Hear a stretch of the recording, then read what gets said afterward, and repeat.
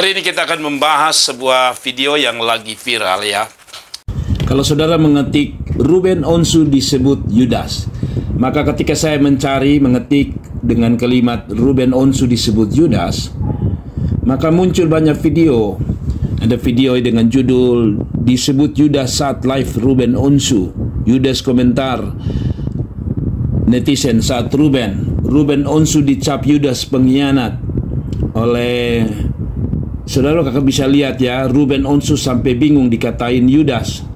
Ruben Onsu disebut Yudas Iskariot oleh, ya saudara baca lagi di sini lagi ada Ruben Onsu dicap Yudas pengkhianat, sindiran Jordi Onsu menohok ya oleh Hot Entertainment TV. Saudara juga bisa temukan Ruben Onsu dicap Yudas pengkhianat ya. Saudara lihat ini banyak nih. Ruben Onsu mualaf, salvo komentar Ruben Onsu mualaf, Tuhan saja dihianati. Ya, banyak video ya. Kalau saudara lihat di sini lagi, ini dari JDP Channel mengatakan Ruben Onsu dikomentari netizen Yudas. Lalu kalau saudara turun ke bawah lagi, ada video dari Akbar Swak. Viral Ruben Onsu mualaf banjir hujatan netizen disebut Yudas. Jadi Akbar Swak ini mengatakan viral Ruben Onsu mualaf banjir hujatan netizen dan disebut Yudas. Ruben sampai bete. Lalu dikatakan lagi di videonya Eker Saogo, heboh Ruben Onsu kesal dikata Yudas sama netizen usai mualaf. Ada lagi di bawah ini, ada Bilal Hidayatullah Yulianto, Ruben Onsu dihujat karena di spam komen Yudas short Ruben Onsu.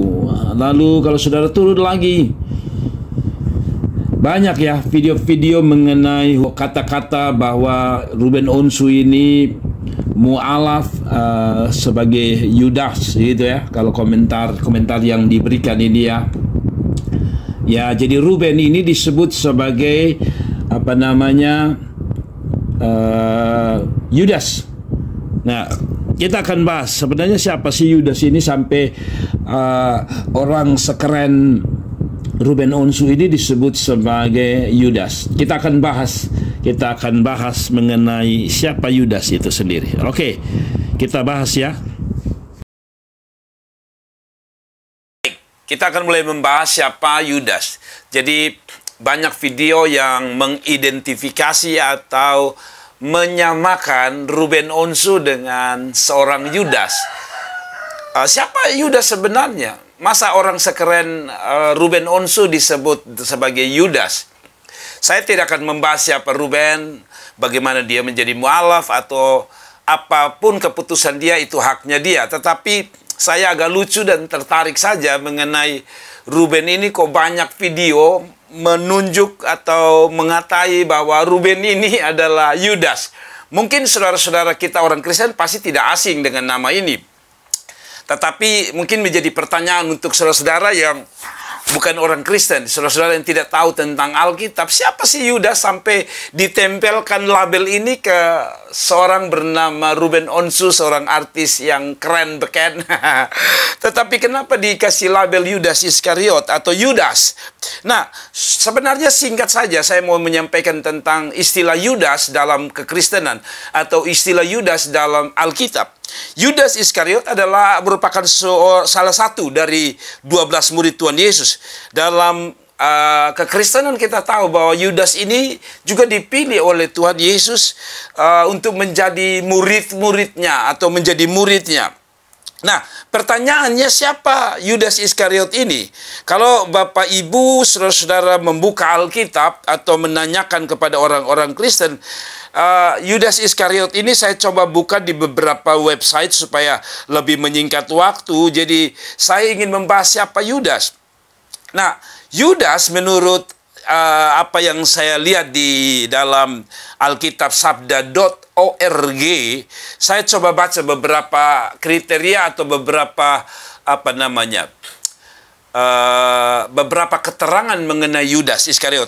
Nah, nama dan asalnya dalam daftar 12 murid, Yesus dipanggil untuk menyertai dia yang terdapat dalam Injil Sinoptik Markus 3 ayat 14. Nama Yudas selalu terakhir disebut dan biasanya disertai.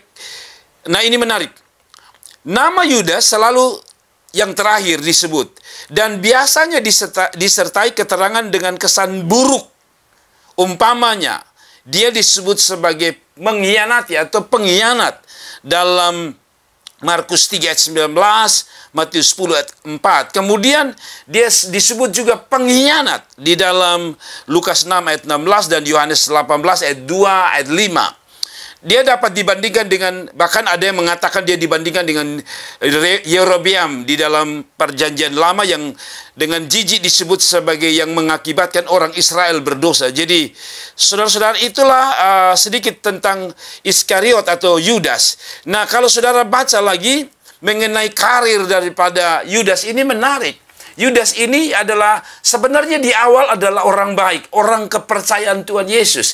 Dia dikasih kedudukan yang cukup diminati oleh orang-orang hari ini. Apa itu? Dia adalah bendaharanya Yesus. Jadi bendahara daripada Yesus itu adalah Yudas Iskariot. Yang menarik adalah, apakah Tuhan Yesus tidak tahu bahwa dia akan menjadi pengkhianat? Tapi itulah Tuhan Yesus ya, dia beri kesempatan untuk Yudas memegang keuangan. Ini sebenarnya orang kepercayaan. Biasanya bendahara itu tidak sembarang dikasih kepada seseorang atau diberikan tugas kepada seseorang. Biasanya orang mempercayakan karena orang ini dapat dipercaya. Dan Yudas ini kelihatannya awal-awal baik sekali, dia menjadi bendahara. Tetapi dalam kelompok Yesus ini, Yudas adalah bendahara, sementara Yohanes yang lain menyebut dia pencuri. Jadi di samping dia disebut pengkhianat, dia juga bendahara. Di dalam firman Tuhan kita mencatat bahwa dia adalah seorang pencuri, ya. Jadi coba saya lihat ya, Yohanes 12 ayat 6. Hal itu dikatakannya bukan karena ia memperhatikan nasib orang miskin, melainkan karena ia adalah seorang pencuri. Ia sering mengambil uang yang disimpan dalam kas yang dipegangnya. Jadi, aduh, ini Yudas ini parah ini. Ya, kata Edis TV bahwa ini berat, saudara-saudara. Jadi Edis TV mengatakan orang begini berat, saudara-saudara. Nah, dengar baik-baik bahwa dalam Yohanes 12 ayat 6, oleh Yohanes disebut sebagai seorang yang merupakan pencuri karena biasa mengambil uang kas. Jadi itu beberapa hal yang saya mau sampaikan kepada saudara. Yudas ini juga akhirnya menjual Tuhan Yesus sebanyak 30 keping perak, saudara-saudara. Jadi Yudas ini disebut pencuri, bendahara juga. Yang baik hanya dia jadikan bendahara, tapi yang lain itu pengkhianat, pencuri, lalu menjual Yesus, saudara-saudara. Hanya dengan 30 keping perak, saudara-saudara. Murah sekali Tuhan Yesus itu. Dijual dengan murahnya. Nah, karena itu, saudara, yang menarik adalah siapa Yudas ini di akhir kehidupannya. Yudas ini akhirnya, saudara tahu, setelah dia menjual Yesus, lalu Yesus ditangkap, lalu Yesus disalibkan, dan akhirnya Yudas ini sadar, saudara, sempat sadar, sebentar saja sadar. Nah, penyesalan Yudas Iskariot ini tidak disertai dengan pertobatan. Bedanya, sebenarnya setiap orang bisa berbuat dosa, tapi bedanya Yudas ini adalah dia hanya sadar bahwa dia salah, tapi dia tidak bertobat. Dia mengambil keputusan untuk bunuh diri dengan menggantungkan diri pada sebatang pohon. Sebagaimana tercatat dalam Matius 27 ayat 3-5. Pada waktu Yudas yang menyerahkan, saya coba baca untuk saudara-saudara.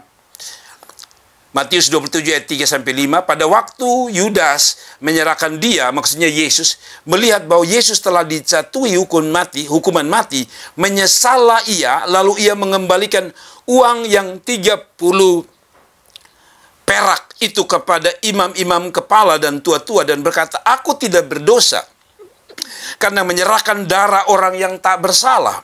Tetapi jawab mereka, apa urusan kami dengan itu?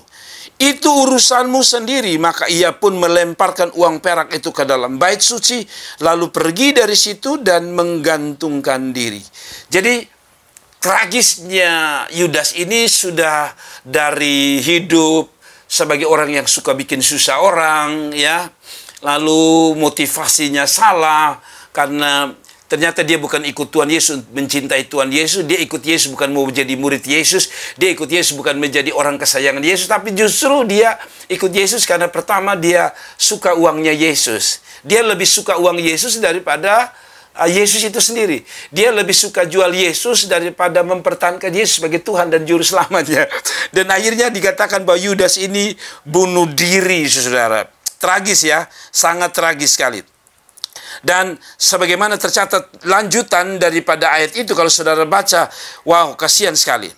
Ya, kasihan sekali. Kenapa saya mengatakan kasihan sekali? Karena dalam Kisah Para Rasul ayat 18, Yudas ini telah membeli sebidang tanah dengan upah kejahatannya. Lalu ia jatuh tertelungkup dan perutnya terbelah sehingga semua isi perutnya tertumpah keluar. Jadi Yudas Iskariot ini, akibat dia mengkhianati Yesus, akibat dia jual Tuhan Yesus, matinya tragis. Bunuh diri, dan dikatakan bahwa ia terjatuh, tertelungkup, dan perutnya itu terbelah sehingga isi perutnya tertumpah keluar. Saya tidak mungkin bahas Yudas terlalu banyak, tetapi mengapa Yudas atau mengapa Ruben disebut Yudas? Ternyata Yudas adalah satu pengkhianat. Yudas itu tidak bisa dipercaya karena dipercayakan menjadi bendahara, tapi dia curi uangnya Tuhan. Lalu yang ketiga, yang menarik, saudara, kalau saudara baca di perjamuan terakhir, waktu Yesus memecah-mecahkan roti, orang pertama yang dapat roti yang dipecahkan Yesus adalah Yudas. Jadi, apa yang disebut sebagai Yudas untuk kebanyakan orang yang menyebut Ruben Onsu sebagai Yudas? Saya tidak akan bahas bahwa apakah Ruben ini Yudas atau bukan, saya tidak tahu. Saya tidak tahu, tetapi biasanya Yudas adalah sebuah istilah orang-orang Kristen bagi orang yang pertama mengkhianati Tuhan Yesus. Jadi inti daripada siapa Yudas itu bagi orang Kristen adalah simbol pengkhianatan. Simbol orang menjual Yesus hanya karena uang. Saya tidak tahu Ruben pergi menjadi mualaf apa alasannya, tapi kalau video-video ini mengarahkan Ruben pada Yudas, saya tidak tahu apakah Yudas yang dimaksudkan. Tapi saya percaya bahwa Alkitab mencatat Yudas itu siapa gitu. Jadi maksudnya begini, intinya begini. Yudas itu pengkhianat. Yudas itu jual Yesus hanya karena kebutuhan perutnya. Itu sebabnya hanya karena kebutuhan perutnya, akhirnya perutnya terbelah menjadi dua. Jadi saya mau kasih ingat kita bahwa jangan pernah jual Yesus. Satu, dengan menjual Yesus, pertama Anda binasa. Karena Yohanes 3 ayat 16 mengatakan mereka yang percaya Yesus adalah Tuhan dan Juru Selamat yang akan selamat. Yang kedua, dengan meninggalkan Yesus, Anda sebagai seorang yang saya sebut sebagai pengkhianat di atas pengkhianat. Kenapa? Karena kita tahu bahwa Yudas itu bisa dapat makan, dapat minum dari Yesus. Yudas melihat mujizat. Yudas mendapatkan perhatian Yesus waktu di perjamuan terakhir. Tapi akhirnya tinggalkan Yesus. Kalau begitu kesimpulan siapa Yudas dalam konteks Alkitab? Yudas pengkhianat, Yudas pencuri. Yudas adalah orang yang akan tragis kehidupannya. Saya tidak tahu apakah kehidupan Ruben akan tragis seperti Yudas yang dalam Alkitab. Tapi kita lihat saja nanti. Yang pasti doa saya, Ruben harus sadar. Jangan jadi Yudas. Jadilah Petrus yang sempat salah dan gagal, tapi bertobat. Jadilah Petrus. Ruben Onsu saya kasih ingat. Jadilah Petrus. Dia juga pernah salah. Dia juga pernah menyangkal Yesus. Tetapi dia sadar. Dan saudara tahu Petrus menjadi pengkhotbah yang luar biasa. Ruben Onsu, saya tunggu cerita kamu selanjutnya. Dan saya berharap di akhir kehidupan saudara, saudara tidak boleh seperti Yudas yang mati tragis. Tapi saya ingin supaya di akhir kehidupan saudara, saudara kembali pada Tuhan Yesus, bertobat, dan hidup dalam jalan ke surga, jalan keselamatan. Bersama Yesus, kita cakap menanggung segala perkara. Yesus terbaik. Karena itu sekali Yesus, tetap Yesus. God bless you. Tuhan berkati. Shalom.